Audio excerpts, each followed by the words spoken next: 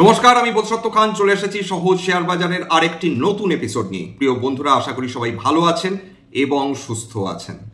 আজকের শুক্রবার মার্কেটে যেটা দেখলাম যে লার্জ ক্যাপগুলো আজকে সামান্য হলে একটু কারেকশন দেখেছে, কিন্তু তাতে বাজারের কি মিড ক্যাপ বলুন, কি লার্জ ক্যাপ বলুন, কি কনজিউমার ডিউরেবলস বলুন, সমস্ত সেক্টরে র্যালি চলেছে।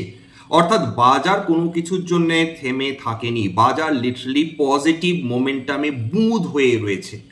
মার্কেট এই সময় সম্পদ সৃষ্টি করে চলেছে। যে বিগত যে দুঃসহ 6 মাস কেটেছিল, বিনিয়োগকারীরা এর মধ্যে অনেকে হয়তো হতাশ হয়ে বাজার ছেড়ে দিচ্ছিলেন, তার মধ্যে এফআইআইদের চলে যাওয়া রয়েছে, তার মধ্যে ডোনাল্ড ট্রাম্পের আবির্ভাব রয়েছে, তার মধ্যে তার ট্যারিফ নিয়ে প্রবলেমস রয়েছে, গোটা বিশ্বের অর্থনীতি সমস্যার মধ্যে ছিল, ভারতবর্ষ ইনফ্লেশনের সঙ্গে যুদ্ধ করছিল, সমস্ত কিছু। এবং সম্প্রতিকালে যে অপারেশন সিঁদুর হলো, যে কারণে হলো সেই পহেলগাম হত্যাকাণ্ডের ফলে, এটা ভারতীয় মানুষের মধ্যে বিপুল একটা কনফিডেন্স সৃষ্টি করে দিয়েছে, একটা আত্মবিশ্বাস তৈরি করেছে। নিজের দেশের প্রতি আত্মবিশ্বাস তৈরি হওয়া মানে সেই দেশটি ক্রমাগত আরো শক্তিশালী হয়ে উঠবে, এটা আশা করা যেতে পারে, অন্তত ইতিহাস তাই বলে।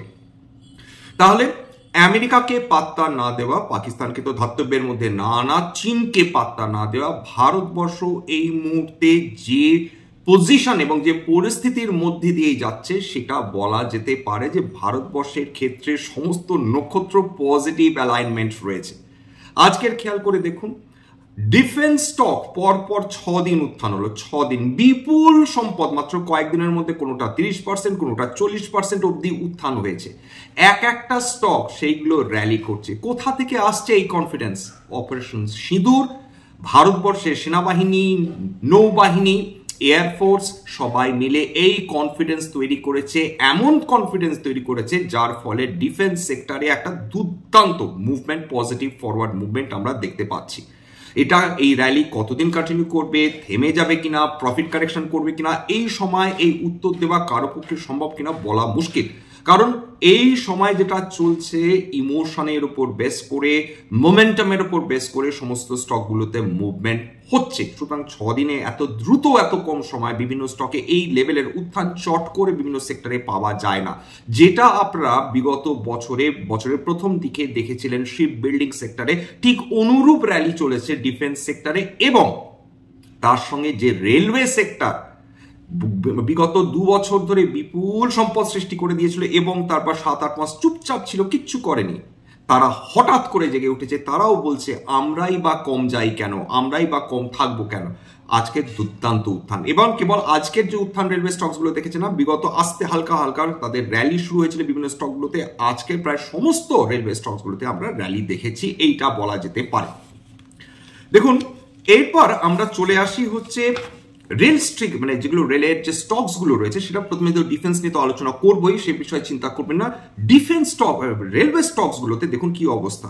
বিইএমএল, অনেকে এটাকে রেলওয়ে স্টক হিসাবে ধরে, অনেকে এটাকে ডিফেন্স স্টক হিসাবে ধরে, যে যাই ধরুন না কেন, বিইএমএল 8.19% উত্থান আজকে দেখেছে। Container corporation 5.78%, IRCON international 6.82%, IRCTC 3.31%, Indian railway finance corporation 6.64%, RVNL 9.18%, RailTel corporation 5.52%, rights 14.94%, Texmaco 5.36%, Titagarh rail systems 12.76%। মানে আউটস্ট্যান্ডিং রিটার্ন দিয়েছে আজকে সমস্ত রেলওয়ে স্টকস।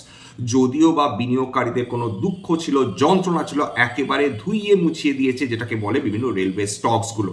এই হেন উত্থান, অর্থাৎ কোথাও না কোথাও এটা কি আমরা প্রশ্ন করতে পারি যে ডিফেন্স সেক্টর একটা ইনফ্রাস্ট্রাকচারের অংশ, একইভাবে রেল সেক্টর সেটা গোটা ভারতবর্ষ মানে যোগাযোগটাকে আরো মৃষণ করে দিচ্ছে, আরো শক্তিশালী করে দিচ্ছে। কারণ আমাদের এই মুহূর্তে দরকার খুব দ্রুত মুভমেন্ট, একটা জায়গা থেকে, ভারতবর্ষের একটা জায়গা থেকে আরেকটা জায়গায়। এই মুভমেন্টটা সার্বিকভাবে ভারতের অর্থনৈতিক ডেভেলপমেন্ট না, ভারতবর্ষের ইনফ্রাস্ট্রাকচারাল ডেভেলপমেন্টকে ইন্ডিকেট করবে এবং ভারতের সার্বিকভাবে প্রোগ্রেসকেও কিন্তু ইন্ডিকেট করবে। সুতরাং কোথাও না কোথাও আমাদের যদি এটা মনে হয় যে আমরা রেলওয়ে স্টকগুলো আরো ফোকাস পেতে পারে বলছি, পাবেই এরকম কোনো গ্যারান্টি নেই, পেতে পারে সরকারের তরফ থেকে, সেটা কিন্তু একটা অস্বাভাবিক চাহিদা হবে না, কারণ রেলের সঙ্গে কিন্তু ডিফেন্সের একটা ইন্ট্রিকেট একটা রিলেশন রয়েছে। যত ভালো রেলওয়েজ হবে, মানে অর্থাৎ যে রেলওয়ে ইনফ্রাস্ট্রাকচার হবে এবং যত একটা দেশের একটা প্রান্ত থেকে আরেকটা প্রান্ত আমরা জুড়ে দিতে পারবো, তত ভারতবর্ষের কেবল জনসাধারণ না, ভারতবর্ষের সুরক্ষার জন্য কিন্তু রেলওয়ে সিস্টেম একটা বড় ভূমিকা নেবে ভবিষ্যতে, এটা আশা করা যেতে পারে। এইবার চলে আসি আজকের কয়েকটা স্টক যারা 52 সপ্তাহের উচ্চতায় উঠেছে, এবং রেলওয়ে স্টকস গুলোর কয়েকটা ডিফেন্স স্টকস গুলো খেয়াল করে দেখুন কি বিপুল হারে আজকে তারা উত্থান কেবল ডেকেছে তা নয়, একই সঙ্গে 52 সপ্তাহের উচ্চতায় পৌঁছে গেছে এরকম বহু স্টকস রয়েছে।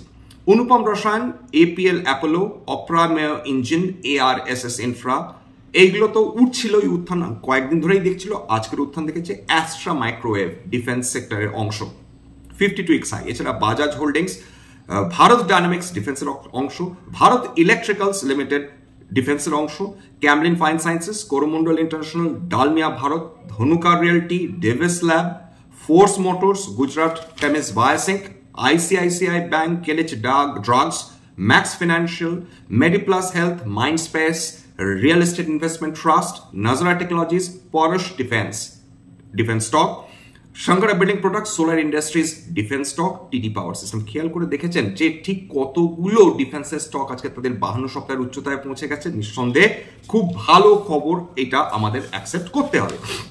আজকে যে স্টকস গুলো কয়েকটা সবসময় যে প্রত্যেক দিন প্রত্যেকটা স্টক ভালো করবে সেটা ডেফিনেটলি হয় না, সম্ভব নয়।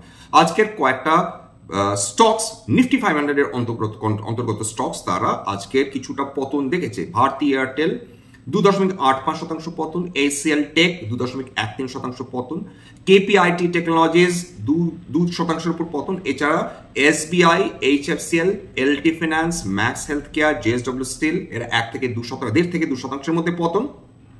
Patanjali foods, Infosys, Shriram finance, Jubilant food, Aurobindo pharma, ICICI Lombard, PB fintech এরা 1 থেকে 1.5% মধ্যে পতন দেখেছে। উত্থান সবচেয়ে বেশি উত্থান নিফটি 500 স্টকস গুলোর মধ্যে টিটাগড় রেল ওয়াগনস প্রায় 13%, আগেই বলেছি। এঞ্জেল ওয়ান বহুদিন পর ফিরে এসছে capital market stock. Nifty Sensex তো তাদের জার্নি দেখাবে, কিন্তু তার সঙ্গে এই যে মুভমেন্ট এই বিভিন্ন ক্যাপিটাল মার্কেট স্টকস, তার কারণ বিনিয়োগকারীরা দারুণভাবে এতে পার্টিসিপেট করা শুরু করেছেন, তাদের কনফিডেন্স ফিরে এসেছে, ভারতীয় মার্কেট আরো স্ট্রং হবে এই আশায় বিনিয়োগকারীরা দলে দলে ফিরতে শুরু করেছেন। সুতরাং ক্যাপিটাল মার্কেট স্টক যেগুলো রয়েছে সেগুলোতে আমরা দারুণ মুভমেন্ট দেখছি, সেগুলো দারুণভাবে এগোচ্ছে বিগত কয়েকদিন ধরে। সিজি কনজিউমার্স 7.28%, এঞ্জেল ওয়ান 9%-এর উপর উত্থান দেখেছিল। IRFC এটা 6.45%। এছাড়া SJVN, কন্ট্রা কর্পোরেশন, হুডকো, Hindustan aeronautics limited, Adani green energy, CDSL আরেকটা ক্যাপিটাল মার্কেট স্টক, এরা 5%-এর উপর উত্থান। টিউব ইনভেস্টমেন্ট, ক্যাম্পস আরেকটা capital market stock. Tata technologies, অনেকদিন পর টাটা টেকনোলজিস এর নাম শোনা গেল। NBCC ইন্ডিয়া এবং MCX ইন্ডিয়া প্রায় 4%-এর কাছাকাছি, এটা 4 থেকে 4.5%-এর মধ্যে বা 5%-এর মধ্যে উত্থান দেখেছে। ডিফেন্স স্টকস গুলোকে নিয়ে একটু আলোচনা না করলেই নয়, পরপর 6 দিন যে সেক্টর উত্থান দেখে সেইগুলো যদি নিয়ে একটু আলোচনা না করা যায়, ডেফিনেটলি আমাদের তরফ থেকে সেটা অবশ্যই একটা অন্যায় হবে। অ্যাস্ট্রা মাইক্রোওয়েভ 6.2%-এর কাছাকাছি উত্থান, তবে এইটা যেহেতু মিড মার্কেটে নেওয়া, এইটা কিন্তু ভ্যালু চেঞ্জ হতে পারে, আপনারা প্লিজ ক্রস ভেরিফাই করবেন।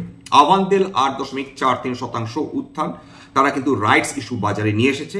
ভারত ডায়নামিক্স সরকারি কোম্পানি 2.13% উত্থান। বেল 3.9% উত্থান। ভারত ফর্জ 1.3% উত্থান। কোচিন শিপইয়ার্ড 12.95% উত্থান। এটা যদি বলতে লজ্জা নেই, ডিফেন্স হিসাবে ট্রিট করছে, এটা শিপ বিল্ডিং ও বটে। দেখুন তো আজকে শিপ বিল্ডিং স্টকস গুলো কি দুর্দান্ত উত্থান, অর্থাৎ capital markets, railways, defence, ship building সবাইকার আজকে জয় জয়কার এটা বলা যেতে পারে। ডেটা প্যাটার্নস 9.67% উত্থান। DCX system 6.79%। Garden Reach Ship Builders 10.15% উত্থান। হিন্দুস্তান এরোনটিক্স 5%-এর উপর উত্থান। আইডিয়া ফার্স্ট টেকনোলজি 4.32% উত্থান। ম্যাসগাঁও ডক শিপ বিল্ডার্স 10.61% উত্থান। MTAR টেকনোলজিস 6.15% উত্থান। বিনিয়োগকারীরা ছোট বড় মেজো কোনো কিছু দেখছেন না, যা হাতের কাছে পাচ্ছেন সেটাকেই কিনে নিচ্ছেন। এর যে বিভিন্ন ডিফেন্স স্টকসগুলোতে যে মুভমেন্ট দেখছেন সেইটাই তার প্রমাণ। এর মধ্যে কিছু অত্যন্ত ভালো মানের কোম্পানি থাকবে, এর মধ্যে কিছু মাঝারি মাপেরও কোম্পানি থাকবে এবং কিছু সাধারণ মাপেরও কোম্পানি থাকবে, কিন্তু মানুষ এখন আবেগের বশে কি ভালো কি মেজো কি খারাপ কিচ্ছু দেখছেন না, তারা লাফিয়ে পড়ে তারা বিনিয়োগ করছেন বা কিনছেন, এটুকুনি বলা যেতে পারে। পরশ ডিফেন্স প্রায় 18.5% ওপর মানে উত্থান, মাফ করবেন। প্রিমিয়াম এক্সপ্লোসিভস 14.54% উত্থান। সোলার ইন্ডাস্ট্রিজ 1.17% উত্থান। ইউনিম্যাচ এরোস্পেস অ্যান্ড ম্যানুফ্যাকচারিং লিমিটেড 5.48% উত্থান। কেন এরকম উত্থান?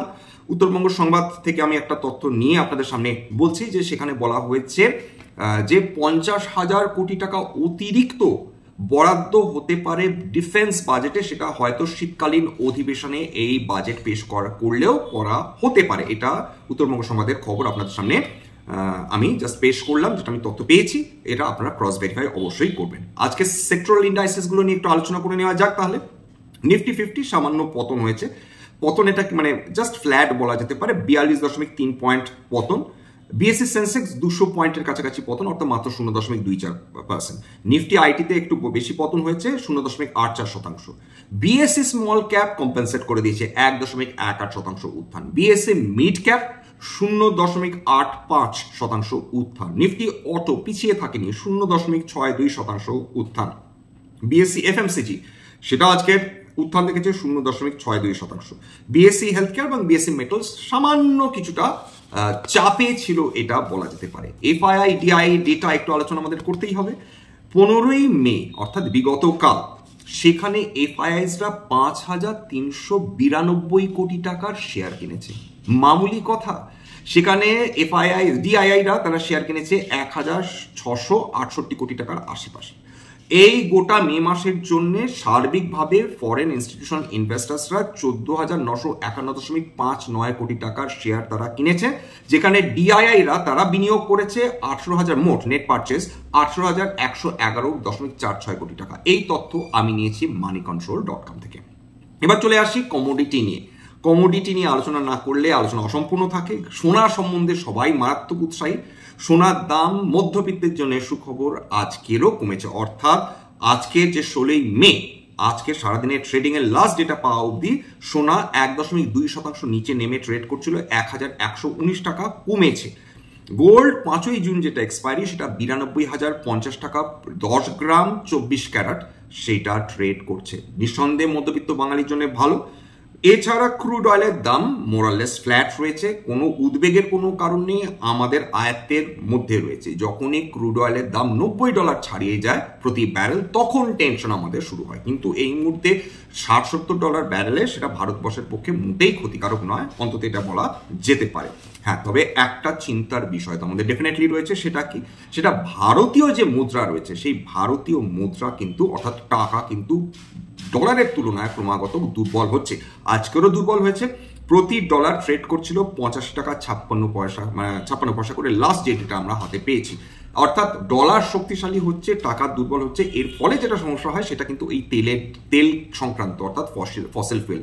বিদেশ থেকে আমাদের 86% তেল আনাতে হয়, এবং যেহেতু এই যে আন্তর্জাতিক বাজারে যে বিভিন্ন ইন্ডাইসেসগুলো রয়েছে, অয়েল ইন্ডাইসেসগুলো, সেগুলো যেহেতু ডলার ডিনোমিনেটেড, তার ফলে ডলার শক্তিশালী হলে এবং যদি তেলের দাম আস্তে আস্তে বৃদ্ধি হতে থাকে, সেটা ভারতবর্ষের মতন দেশ, উদীয়মান দেশ, যেখানে তেল বিদেশ থেকে আমদানি করতে হয়, সেটা ভারতবর্ষের মতো উদীয়মান দেশের অর্থনীতিকে ডেফিনেটলি একটু হলেও তারা ঘা দেয়। আপাতত চিন্তার তো ডেফিনেটলি কিছু নেই, ইনফ্লেশন কমেছে এবং এই যে মুভমেন্টগুলো দেখছেন আরেকটা আশার জন্ম নিয়েছে, সেটা কিন্তু thanks to the CPI inflation দারুণভাবে কমেছে। মানুষ এবার মনে মনে স্বপ্ন দেখতে শুরু করেছেন, বা সরাসরি স্বপ্ন দেখতে শুরু করেছেন বলা যেতে পারে, যে আরেকটু হয়তো ইন্টারেস্ট কমবে, আরেকটু হয়তো ইন্টারেস্ট রেট কমবে। এবার ইন্টারেস্ট রেট কমার যে জায়গাটা প্রয়োজন, সেটা তো ডেফিনেটলি আরবিআই এর কাছে রয়েছে, তারা কমাবেন কিনা। আরবিআই এখন দেখছেন সমস্ত কিছু ভারতবর্ষের পক্ষে, ভারতীয় অর্থনীতির পক্ষে সমস্ত ফ্যাক্টর পজিটিভ, সমস্ত, এমন কোনো ফ্যাক্টর নেই যেটা ভারতবর্ষের বিরুদ্ধে যেতে পারে। সুতরাং আরবিআই এর মূল লক্ষ্য থাকে ইনফ্লেশনকে কমানো। এখন ইনফ্লেশন এত নিচে নেমে এসছে, তখন তার কাছে এলবো রুম রয়েছে, অর্থাৎ মুভমেন্টের জায়গা রয়েছে। এই সময় রিজার্ভ ব্যাঙ্ক অফ ইন্ডিয়া তারা যদি সিদ্ধান্ত নেন যে তারা ভারতবর্ষের গ্রোথকে এনকারেজ করতে চাইবেন, কনজামশনকে এনকারেজ করতে চাইবেন, সেক্ষেত্রে তারা যদি একটা পজিটিভ সিদ্ধান্ত নেন রেট কাটের ব্যাপারে, সে ব্যাপারেও কিন্তু অবাক হবার কিছু নেই। সেক্ষেত্রে রিয়েল এস্টেট, অটোর মতন সেক্টরগুলো, ব্যাংকিং, নন ব্যাংকিং ফিনান্সিয়াল কোম্পানিজের মতন সেক্টরগুলো কিন্তু আরো বেশি উৎসাহিত হয়ে উঠবে, এইটুকুনি বলা যেতে পারে। যাই হোক, আজকে এখানেই শেষ করব। স্ট্যান্ডার্ড ডিসক্লোজার যে কোম্পানিজগুলো নিয়ে আলোচনা করলাম, হতে পারে তার মধ্যে কয়েকটা কোম্পানিতে আমার বা আমার পরিবারের বিনিয়োগ থাকলেও থাকতে পারে। ভবিষ্যতে আমরা যদি নতুন করে কিনি বা বিক্রি করি, তাহলে কিন্তু আগাম বিজ্ঞপ্তি দিয়ে কিনতে বা বিক্রি করতে পারবো না। স্ট্যান্ডার্ড ডিসক্লেমার, দেখুন এটা কেবলমাত্র একটা এডুকেশনাল চ্যানেল। বাঙালি বিনিয়োগকারীদের ইনভেস্টার অ্যাওয়ারনেস বৃদ্ধির জন্য এখানে কোনো ধরনের কোনো শেয়ারের বাই সেল, রিকমেন্ডেশন, সাজেশন বা অ্যাডভাইস আমাকে ইনফ্লুয়েন্স করা হয় না। এখানে শেয়ার কি, শেয়ারের দাম কেন উঠছে, কেন নামছে, ভারতীয় শেয়ার বাজার কিভাবে বিভিন্ন ম্যাক্রো ইকোনমিক ফ্যাক্টরসের দ্বারা প্রভাবিত হয়, জিওপলিটিক্যাল টেনশনসের দ্বারা প্রভাবিত হয়, সেটা নিয়ে আলোচনা। এছাড়া বিভিন্ন কোম্পানি কোয়ার্টারলি রেজাল্টস, তার ফান্ডামেন্টাল অ্যানালিসিস করাই কিন্তু এই চ্যানেলের উদ্দেশ্য। সবশেষে যেটা বলে থাকি, যদি এই ধরনের এপিসোড আপনাদের সত্যিই ভালো লাগে, আপনাদের একান্তভাবে অনুরোধ করব, প্লিজ একটা লাইক দেবেন, প্লিজ সাবস্ক্রাইব করবেন। সাবস্ক্রাইব করতে কিন্তু কোনো অর্থ খরচ করতে হয় না। এবং যদি সত্যি মনে হয় আমাদের বাঙালি ভাই বোনদের এই ধরনের এপিসোডের দ্বারা কিছুমাত্র উপকার হবে, একটাই অনুরোধ করবো, দয়া করে নিজে নিজে গ্রুপে শেয়ার করে দেওয়ার চেষ্টা করবেন। আজকের জন্য নমস্কার।